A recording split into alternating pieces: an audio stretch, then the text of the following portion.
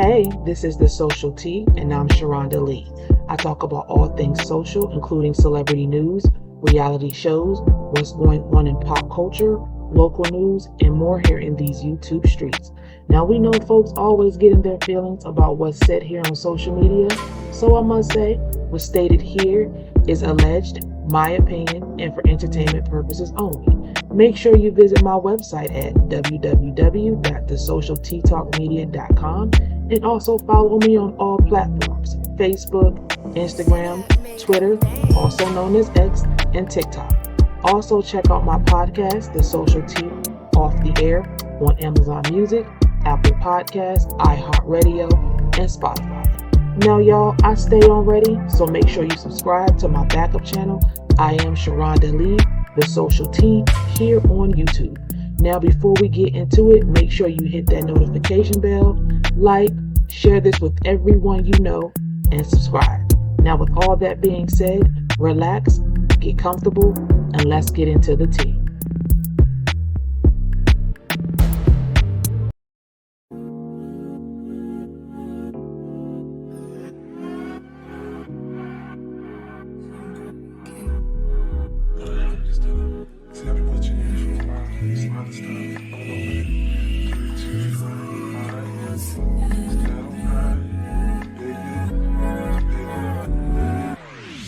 This is The Social Tea Off the Air.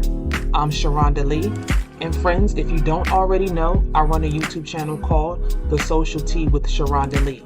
However, what you're tuning into right now is a bit different. We're diving into everything in between. Basically, everything we can't talk about over there, over here, we're uncut. The viewpoints expressed are mine and mine alone. FYI, shit is still alleged and for entertainment purposes only.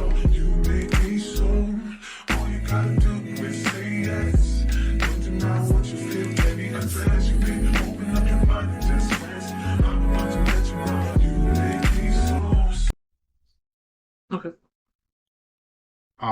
Yeah, sexual assault, rape, any type of crime of a sexual nature should always be told at the victim's discretion.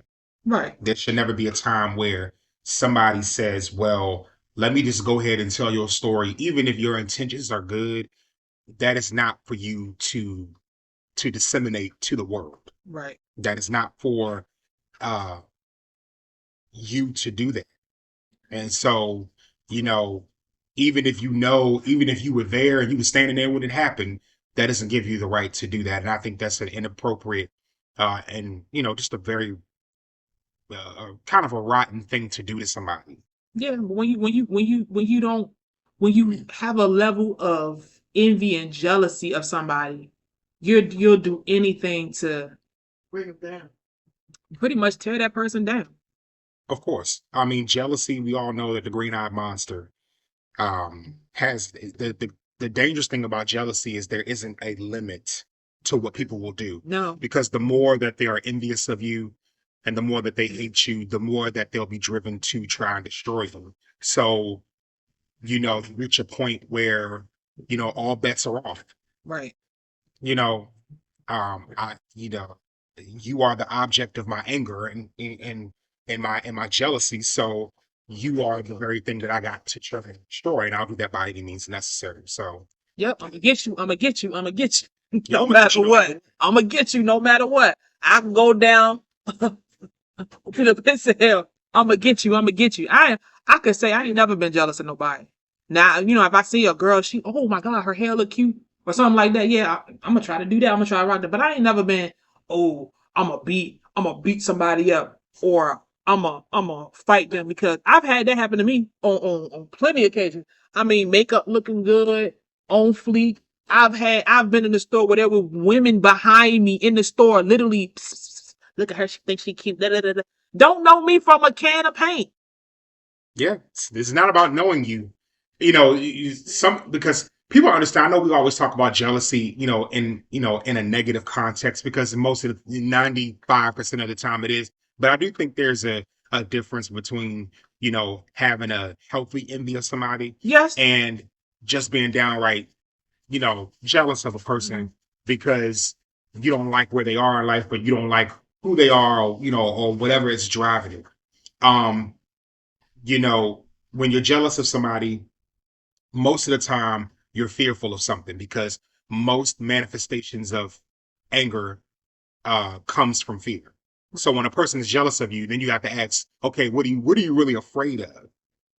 And you can draw these parallels in so many situations that we talk about, like from the reality show stuff, the Melanie Martell stuff, to real world stuff, to people who we personally know that have been through things like this, Right. even down to ourselves.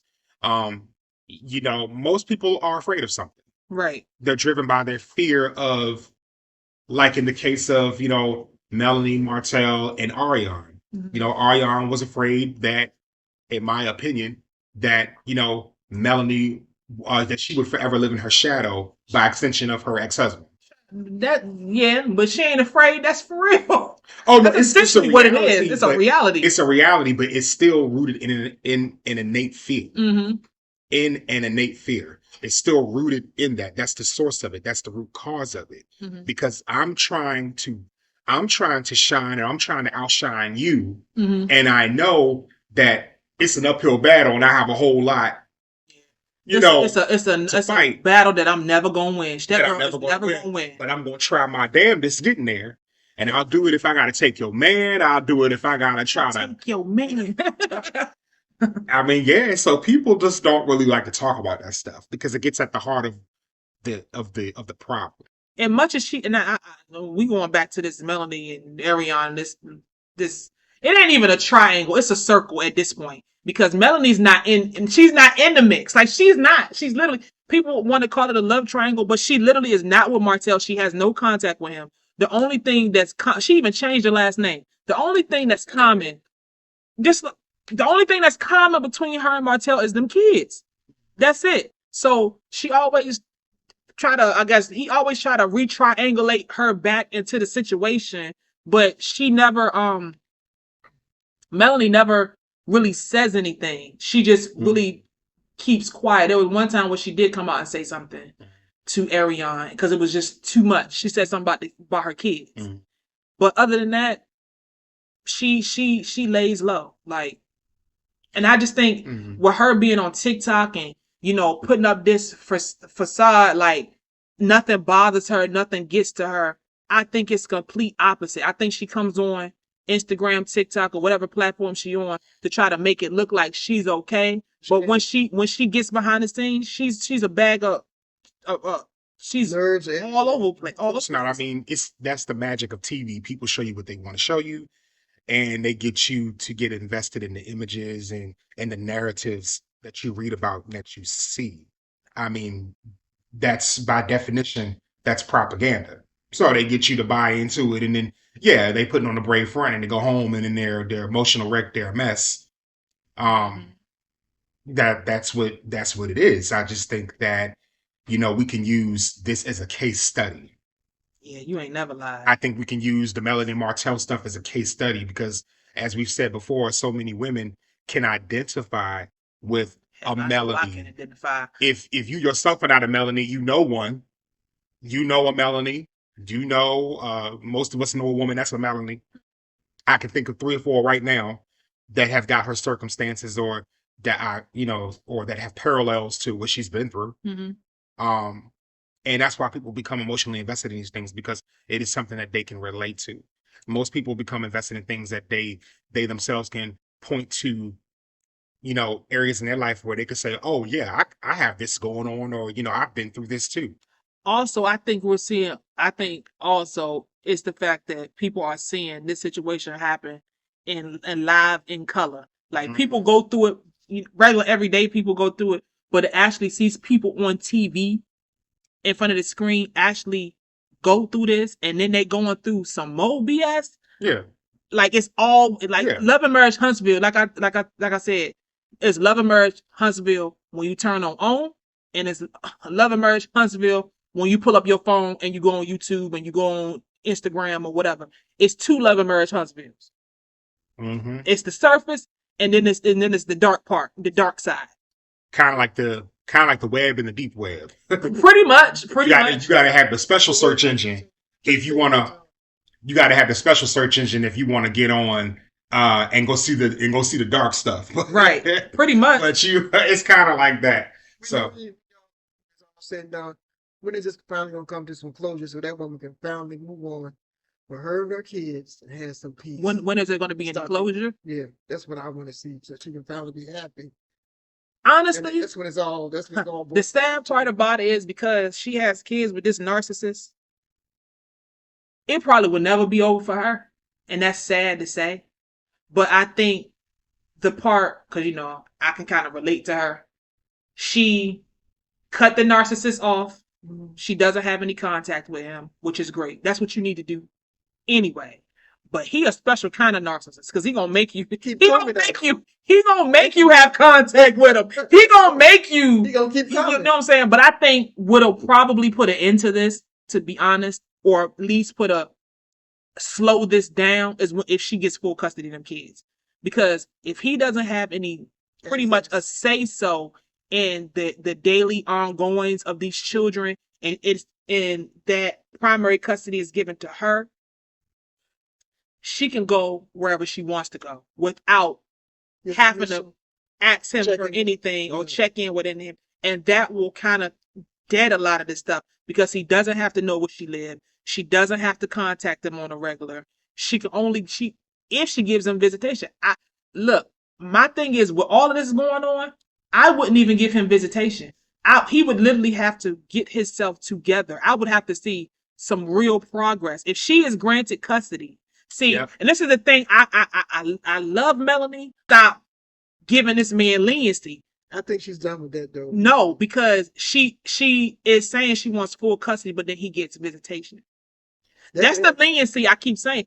She don't need nothing. He don't need nothing. It need to be one of them situations where he don't see his kids for years. And sometimes when you take something from somebody, they can see the overall picture of what they've done. I think he's on a slow fall, but I don't think he's hit the rock bottom yet. I got you. So what about if it still could happen if she has somebody there, a mediator there? No, I don't think so. No. I think the point that she's making is that you've got to, because these children, he doesn't have any access to her personally. So the kids that they have together is his only link to her. And because he is still, I think, in denial and doesn't want to allow her to, he doesn't want to fully let her go. He's going to use that for as long as he can use that. So you got to take the one thing away from him. And this has nothing to do with, being petty or spiteful or trying to rob a man of his right to have access to his children. But given the nature of this entire situation, because it sounds like that, you can't trust him. He could be a danger to himself. He could be a danger to his kids. And I'm gonna cut you off right there where you said danger to his kids, because I know you don't follow the show very well, but they're going back to court because he has been a danger to his kids. Right. He has beat on his kids. I heard y'all say that. He has beat on his kids to the point where he hit the little boy, his name is Tank, 25 times and hit him in the groin. Now, a grown man that worked out hitting a little boy 25 times and then hitting him in the groin. And then he said something to the effect of, I'll let the kids be back on TV and on social media if you let me basically beat them. Right. The kids don't want to go. We'll go see dad if he don't beat us. Yeah. So this is the point that she's at now. That's why I think she's trying to get full custody, because it has went to, okay, I'm just frustrated with you and I'm gonna mess with you. But now that I don't have the access to you, I know that you love and care about these kids. So I'm gonna beat and torture these kids to get at you.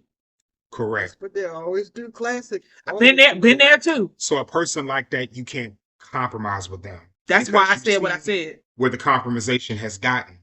You see where you being lenient has gotten you with this person. So you've got to strip everything. And unless he's in a 12-step program, getting all types of mental help, he doesn't need to have any access to those. Yeah, and he was supposed to when the first situation happened with the little boy, Tank, he was supposed to go to counseling with the son.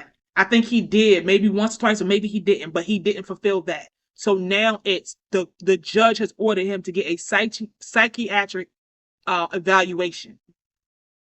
We don't know if he got it done because they're supposed to go back to court in April. We don't know. But the fact that the judge had that hand down that you need to go see somebody, for me, and knowing that you're being, and mind you, the side chick is sitting, she has to be sitting around watching him looking at it, beat the kids, and so I'm pretty sure she don't like Melanie. So if you don't like me, I know you don't like my kids. Mm-hmm. You know what I'm saying? So my thing is, that's why I said everything needs. He don't need to see them kids at all. It needs to be a point where he don't get to see them at all. Talk to them, see them, nothing, no interaction until I see that I need to see some papers that say you went to psychiatrist. I need a diagnosis. You need to go to therapy for 2, 3, 4 years on your own to get yourself together. Right.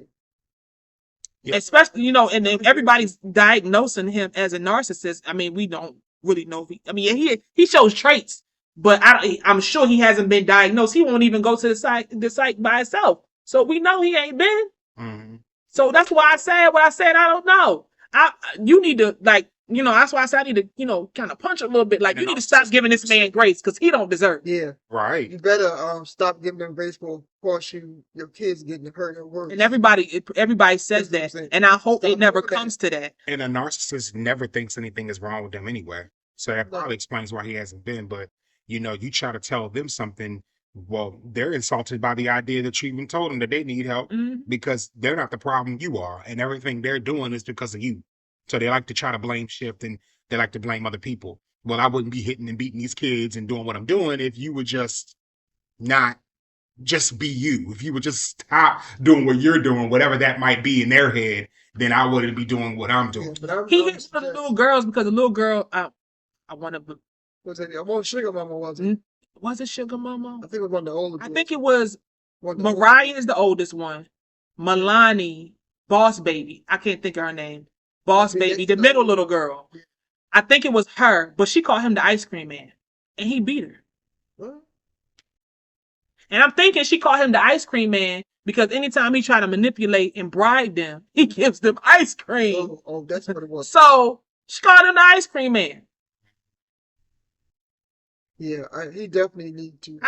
She need to definitely take him away from. No, I don't think he needs any type of visitation until he shows progress with himself in life. It ain't even about money or anything like that. It's just you need to show that you're actively moving on with your life, and then you can never really know if that's really real or fake. Right. And even then, you would have supervised visitation. Right, because he could go to the psychiatrist. This is how diabolical some people is. Like that movie. What's that movie called? Is it Primal Fear?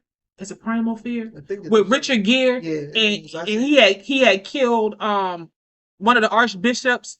You ever seen that movie? He got away with it, remember? I probably have. So it was a 90s movie. I want to say mid 90s movie called, I want to say it's Primal Fear. And I'm using this to show how he could probably fake. Primal Fear, basically Richard Gere played a lawyer and he was defending what is his name? Edward Norton. He was defending Edward Norton. Edward Norton was one of like the little clergy boys from the Catholic Church. And I guess the priest was messing with him or molesting him or something like that. And he had killed him. So I guess, and I remember, because I only seen the movie like twice, but I remember that they were basically saying it was like self-defense or something like that. And at the end of the movie, basically, the dude had completely played Richard Gere, his lawyer, got him off and everything. Yeah, I see. Mm-hmm. And to come to find out that he liked it, he pretty much liked it and just killed dude out of a rage. So who to say? Did he get killed in? I don't know. No, he was in the. I remember the ending where Edward Norton being in the jail cell and basically telling Richard Gere basically he played him, and Richard Gere was like distraught after that. Like He really played his face. Like, I'm helping you try to get out of this situation, and you played me. And that was So it's a son. Yeah, that's pretty much the gist of it. Was he in jail when he said that? He was in jail. He was still in the holding cell, but he had pretty much got away with it. Played him good too. He believed him. Yeah, he believed him. He believed he was innocent. So that's my say to say. Who's to say if Martell gets all of this psych help? Well, if we're talking about being able to deceive people like that, then we're going into psychopathy, because psychopaths are people who don't have any emotional attachment to anything. They can wear any mask at any given time. They could be whoever you want them to be. Yeah. See, the problem with narcissists is that they still have emotional responses to the things that they do. So they're very impulsive, so they can't help themselves. As soon as you trigger them, the real thing is going to come out. Whereas a psychopath, they're able to hide in plain sight. They don't really think dangerous. They're not driven by an emotional response. So now we're getting into cold case type stuff. Snapped. Now, right now we over here doing cold case investigators type stuff. But hold on. But Sharana's laid out for you. It very much can be effective if you're able to convince and deceive the right people over a period over a lengthy period of time. Oh yeah, it can very much be effective. That's what's so scary about it. But because you can. If the kids complain that he's beating and knocked, they go in and the mothers they go up in their bedroom, they cry. Mom, well, see, it doesn't matter. It doesn't matter because you still have the court systems that'll be like, oh, we still want to let the father be a part. It almost got to be where the kid in the house. Another movie reference, the movie called Michael, where the husband burnt the little boy. Remember that movie? Yeah, that's another movie reference. The mother knew the husband was kind of shaky or whatever, but she wanted just like in me, and I can attest to this, wanting the kids to have such a relationship with the father that you look past certain things. And she looked past it till it became a detriment. He wanted to be back with the mother, and the mother ain't want him. So he paid by burning the little boy. Yeah, so that thing that person. Right. So like I said, in real life, y'all need to understand the difference between a narcissist and a psychopath. Like I say, narcissistic people still have emotions. They're still driven by things that trigger them. A psychopath, they have triggers, but it's not rooted in emotion. They can be whoever you want them to be. This is why they tend to be a lot more charming. They tend like to be Jeffrey Dahmer. They tend to be a lot more unassuming. What's the other one? Ted Bundy. Ted Bundy. I'm saying this. She better go get that court order. Just barely have total custody of them. So she's gonna have to do her homework. I'm sure she's gonna have to educate herself, and she's gonna have to do her homework to because I feel like Martell's trying to play chess, and Melanie don't need to be playing checkers. Okay, if she's playing checkers right now, I think give she's him playing chess. Well, I mean, trying to be lenient on him and trying to give him the benefit of the doubt. Don't do that, dear. And he's not playing with you, so you don't need to be playing with him. I wouldn't even let him get custody. I just wouldn't. Because it gets so bad, he'll hurt one of them kids. Just to I'm talking about something more serious than that, Rhonda. Just to hurt her. Well, it doesn't always have to get to that point because he's already showing her that he's capable of that. And she's already in court, so he's doing it now. Yeah, he's doing it right now as we speak. So I don't know, because I think if you hurt one of them kids as bad as people have, I'm telling you. Well, you know what? He's starting to lose. Well, I think another thing is, we going back to this situation with Melanie Martell. I think that they are kind of like icing him out, blackballing him, canceling him, because a lot of events that he have now, like he was supposed to be at this event called Epitome of a Woman, and people were like, "What? Epitome of a woman? The stuff he doing to his ex-wife?" Who pulled him out? I don't know who pulled him out, but he was supposed to be at this event. And all of a sudden he wasn't no more. So, I don't feel sorry. You're not about to be up on no platform talking about an epitome of a woman, and you keep coming for your ex-wife like this. You need to sit down. And furthermore, I got a better question. Who booked him for that event? And I'm glad you said that, because the chick that booked him, or the host of the event, they went in on her. Mm-hmm. Right. Like, how you not know about him? Like, when you do, and I'm sure she did. Yeah, See, this she did. sure she did, because anybody who booked you for your events know about you. But the thing about it is, you have a lot of pick-me, we call them pick-me's, pick-me women that, you know, she probably thought Martell looked good. She probably thought she could probably slide in and, oh, I'm gonna put him on my event because he looks good, or he looks the part, and he's trash on the inside. Yep. People believe what they want to believe, and they see what they want to see. If you could look past all of that because you think you can, you know, scrape a few bones up for yourself. I mean, people are just, this is what they do. Tight suit and no socks. But it's the end thing. I've seen guys look really good with it. Tight suit and no socks. And don't get me wrong, he not particular my type of dude, but when he was with Melanie, he was a nice looking guy. You can tell the 4 years, and now 4 years look like 40 years, because he like looks terrible now. He does not even look like he does. He looks washed out. So he kind of went back to looking how he was. He looks before. he looks dusty. You know what I'm saying? That's nothing like great about He him. don't got that Melanie star power. He don't got that Melanie dust on him no more. It's just his side chick dust. He don't look like he's saying Side chick dust. I'm gonna start using that. Side chick. He don't even want her dust. He been trying to get her Right. dust off. He been trying to brush his off. He keeps sleeping with her. Right. So He been it's trying to like, brush that dust off of his shoulders now for by calling her a peasant and all this other he called her something. crazy And stuff. she talking about he ran up to her door. He came up to her door and crying, talking about, I'm sorry. Like, girl, that is the game. That is the game. Your mama and the mama couldn't put her up on game, because truth be told, the streets are saying she was a side chick. So you have a legacy of side chicks. Yep. The side chick legacy. Or as the great Vicky Dillard says, League of Mammies along. Right. The League of Mammies.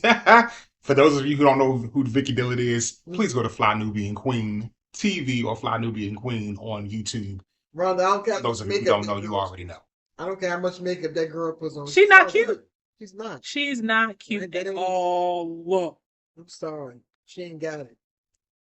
I don't know what she's shame. doing something else, but she is not. She should be doing something else. No, that's how it is. They always go down. I mean, the chick who they end up with is always like a downgrade from what they need to, who they should have stayed. No competition for Melanie. She be trying to. She be trying to compete. Ugh. I'm like, what? Oosh. Thank you for listening to The Social Tea Off the Air. You can follow me everywhere on social media. You can follow me on Facebook, Instagram, Twitter, also known as X, TikTok, Patreon, Twitch, Pinterest. You can find me everywhere. You can also go to my website, www.thesocialteatalkmedia.com,